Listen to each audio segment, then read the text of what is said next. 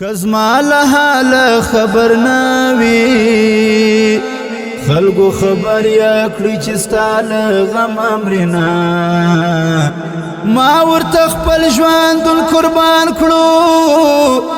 بیا غوره یار می د حال ونه کړه پښتانه لاله خپل وطن تراسه په دشت غرو کې زرغونه او سره ګلونه کلی پتا باندې ودان وو چې تترې ولاړې اوس یې نسته هېڅ خوندونه نصرت الله الهام ته وایه ور مطمئن جانان می وایه سلامونه ارمان جان را باندې ګران دی په فرمایش دا غټه ورته وایم ساکي درځم میخانې ته لږ مې نشه کړه چې قرار مې سي غمونه مینې دې دومره سودا یې کړم لکه می خوار مې تل په لاره زنګوینه راسه په حال میزان خبر کړه نا ترسه یاره نور زغمینا سم دردونه چې وخت تېرېږي غم ډېرېږي نه پوره کېږي دا بدبخته ارمانونه یارانو یو تر بل جارېږي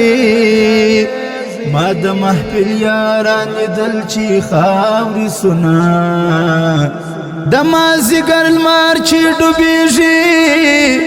لالی رانغي شپه به څنګه تېرومه چې د زړه کور مې د چا د لاس وران دی هماغه راته له ټولې دنیا ګران دی چې د زړه کور مې د چا د لاس وران دی هماغه راته له ټولې دنیا ګران دی هماغه راته د ټولې دنیا ګران دی مازدیګر ما ګوره مازدیګر تلویزه به کله کله یمه په وطن خړ مازدیګری دی لالی مې نسته سترګې چاته واړومه زړه مې په داسې چا بایللی دومره مغرور دی چې مخ نه را اړوینه شپه که بدرنګه بې مزې ده ښکلې سپوږمۍ را یادوي د چا یادونه دا په ما څه سوي دي خدایه چې څوک یې نوم را یادوي ژړا راځي نه د زر قدر به زرګر کړي ته نه زرګر یې نه دي زر لیدلي دي نه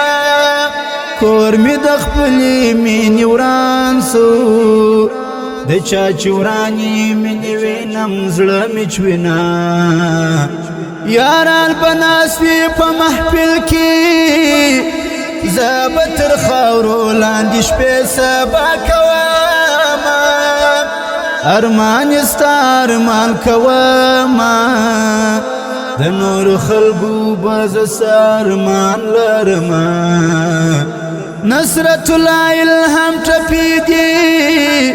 داسې خوږې لکه شکرې دي میانه جوړ الهي یم جوړ الهي یم چې شمان لرمه شکر کومه اوښکې راوړمه جوړ الهي یم جوړ الهي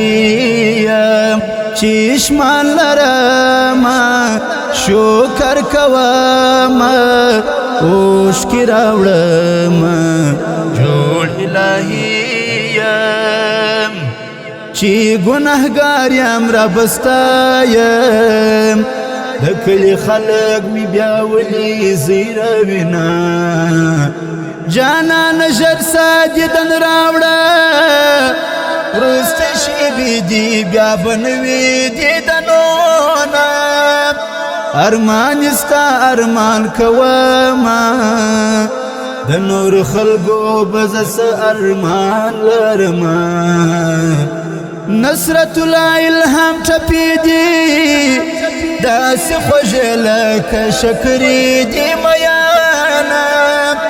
چې ګنهګار یم ربه ستا یم د کلي خلک مې بیا ولې زیره وینه جانانه ژر څه دیدن راوړه وروستۍ شېبې دي بیا به نه وي دیدنونه سر دې ستا بلا واخلي او زړه دې ستا بلا واخلي زه دې ستا بلا واخلم هر څه دې ستا بلا واخلي سر دې ستا بلا واخلي او زړه دې ستا بلا واخلي زه دې ستا بلا واخلم هر څه دې ستا بلا واخلي ډیر محترم اوریدونکو دغه ټپې په فرمایش سره دغو ملګرو سره وویل سولې هر یو لکه شاعر نصرت الله الهام او شاعر ارماني صاحب او د دوی ملګري مطمئن صاحب وسلام ریکارډینګ الشرعي سټوډیو سپین بولدک